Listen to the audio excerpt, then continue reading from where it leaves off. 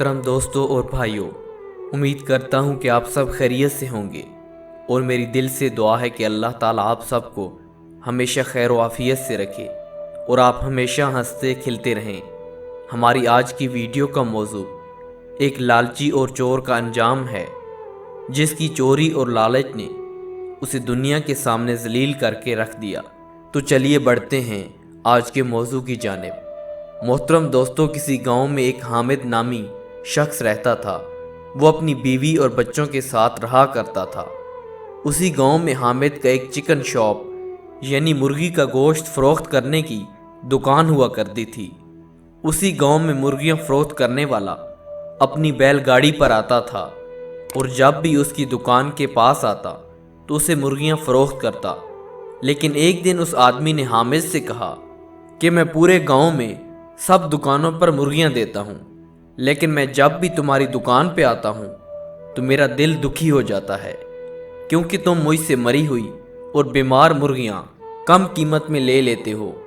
اس نوجوان نے حامد سے کہا، حامد، اگر اسی طرح چلتا رہا تو تمہاری مرغیاں خریدتے خریدتے گاؤں والے بیمار پڑ جائیں گے۔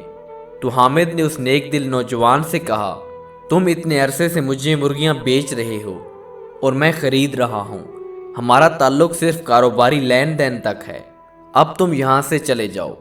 وہ نوجوان یہ کہہ کر وہاں سے چلا گیا کہ تم کبھی نہیں سدھرو گے۔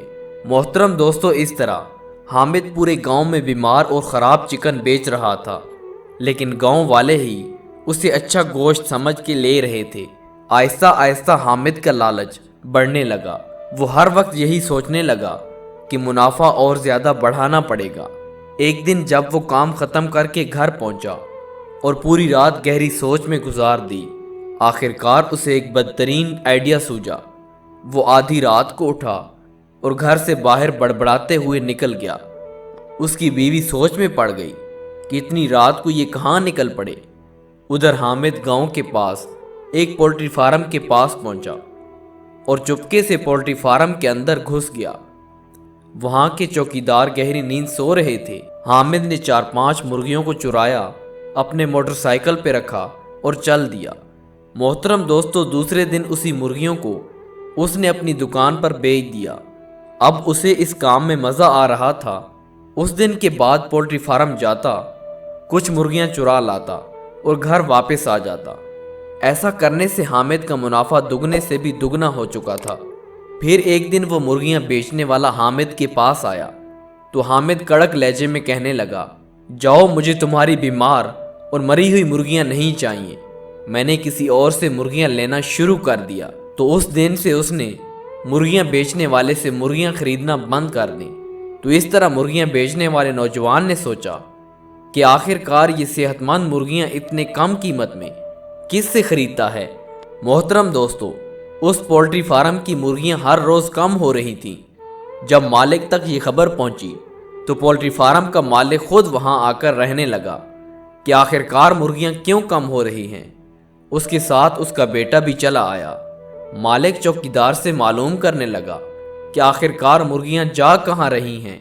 اتنے میں اس کا بیٹا اندر چلا گیا اور مرغیوں کے ساتھ کھیلنے لگا۔ اتنے میں اس بچے کے ہاتھ کی انگلی سے ہیرا ٹوٹ کر نیچے گر گیا اور مرغی نے جلدی سے اس ہیرے کو کھا لیا۔ اب بچہ ڈر گیا کہ اس کا والد اس کو ڈانٹے گا۔ اس بچے نے اپنے باپ کو کچھ نہ بتایا اور چپ ہو گیا۔